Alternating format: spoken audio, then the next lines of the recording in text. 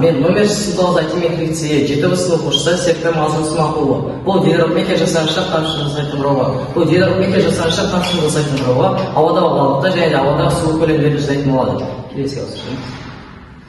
Мәселенің өзектілігі. Неге бұл жоба маңызды?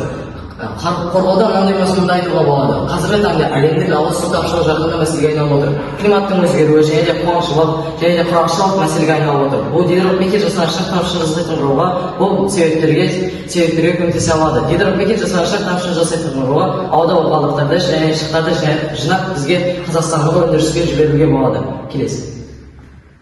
Жобаның жаңалығы инновациялық құрылғы табиғи шық түзілуінің процесін жасанды түрде басқару жүйеге айналдырады. Жоба жергілікті климаттық жағдайды ескере отырып осы гидропмекер жасанышқа тамшыны жасайтын құрылғыны ұсынып отыр. Гидропмекер жасанышқа тамшыны жасайтын құрылғы энергияны аз тұтынады және экологиялық түрде зиянсыз көп бөліктерге көмектесе алады. Келесі. Жүргізген зерттеулер дәрежесі мен көлемі. Жоба барысында атмосфералық суды конденсациялау технология зерттеулері өткізілді және де нәтижелерін анықтап сіздерге ұсынып отыр. Келесі. Қойған міндеттерді орындау нәтижесі. Жобаның басты мақсаты ауадағы қалдықтарды және экологиялық таза су алу мүмкіндіктерін дәлелдеді. Конденсациялау принципін анықтадым және де құрылғының құрылымдық сызбасын әзірледім, прототиптің жасауы және макет түрінде сіздерге ұсындым. Келесі. Жұмыстың практикалық маңыздылығы мен тиімділігі. Құрылғы су тапшылықтарына көмектесе алады және тапшылық бар аймақтарда қолдануға болады.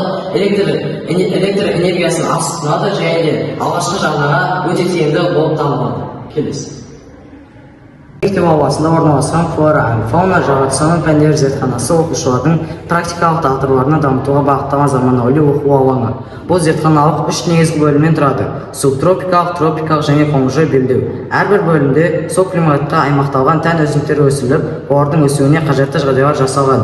Біз осы арқылы оқушыларға табиғи зоналардың ерекшеліктерін тәжірибе жүзінде меңгеруге мүмкіндік береміз. Зертхананың сыртқы құрылымы поликарбонат материалынан қапталған. Бұл материал күн сәулесін тиімді өткізіп қана қоймай, ішкі ортасында конденсация процесінің жүруіне жағдай жасайды.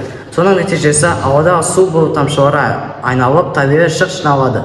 Аталған табиғи ресурстардың тиімді пайдалану мақсатында біз гидропмекер жасаншық тамшыны жасайтын құрылғыны жобаладық. Бұл құрылғы арқылы жиналған шық су арнайы сүзгілер жүйесіне өтіп, су құбырлары арқылы жинақталған ыдысқа бағытталады. Жиналған су қайтадан қосымша фильтрация өткізіп, екінші рет пайдалануға дайындалады. Су құбырлары зертханалық жоғары бөлімде орналасқан су жүйе арқылы тазартылған су арнайы бүкіштерден көмегімен өсімдіктерге жеткізіп, суару процесті жүзеге асырылады. Осылайша біздің флора and фауна зертханасы тек өсімдіктерді өсіру ортасы ғана емес, сонымен қатар суды үнемдеу, қайта пайдалану және экологиялық тұрақтылықты қамтамасыз ететін инновациялық жоба болып табылады. Енді сіздерге гидропмекер жасаншық тамшыны жасайтын құрылғыны макет түрінде түсіндірейін. Гидропмекер жасаншық тамшыны жасайтын құрылғы макет түрінде болғандықтан біз өзге заттардан жасадық. Ал шынына келетін болсақ, поликарбонат материалынан жасалатын болады. Бұл поликарбонат материалы өзіне шықты жинап, су каналдары арқылы біздің түсірушілер арқылы бірінші бөлшекке жіберетін болады. Бірінші бөлшекке тас және де жапырақ заттарын жинап, біздің екінші бөлшекке жіберетін болады. Екінші бөлшекке ішкі бөліктерінде көріп тұрғандарыңыздай фильтр және моторчик бар. Моторчик лас суларды астыңғы бөлікке жинап, таза суларды үстіңгі бөлікке жіберетін болады. Жүргізушілер арқылы біздің таза суды үшінші бөлікке жіберетін болады. Таза судың ішіндегі бөлікте көріп тұрғандарыңыз қызыл датчикке біздің су көлемі жеткен жағдайда біздің моторчик автоматты түрде қосылып, төбедегі су құбырлары арқылы су шашатын болады.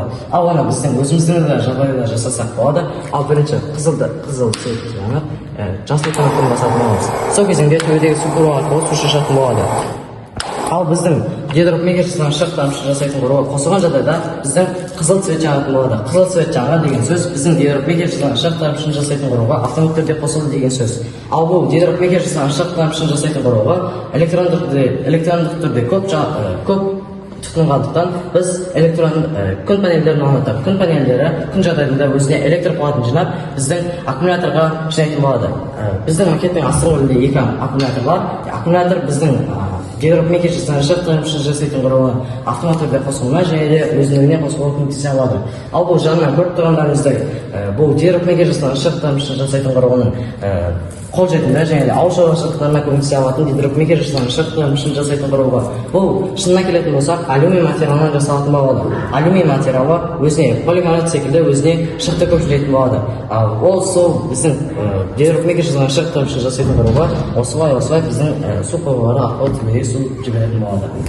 Нәтижесі мен қорытындысына келетін болсақ, эксперттік жағдайда ашық ауада 18-20 температура аралығы кезде біз 55 литр су көлемі жинадық. Ауа температурасы төмендеген кезде 20-22 температура көлемі болды. Біз сол кезеңде 20 литр су көлемі жинадық. Ал алғашқыдан осы жағдайға қарап, алғашқыдан қарағанда көп су көлемі жинадық. Қорытындысына ауыстырасыз. Қорытындылай келе, Гидропекер жасалыншы тарапшының жасайтын қорабы мәселені шешуге бағытталған экологиялық инновациялық және болашағы бар тұрақты бизнес идея. Бұл жоба табиғи жер ресурстары үнемдеуге және халықты өмір сапасын жақсартуға көмектесе алады. Бұл Гидропекер жасалыншы тарапшының жасайтын қорабы Қазақстанның көп жерлерде көмектесе алады және көп мәселені шешуге көмектесе алады.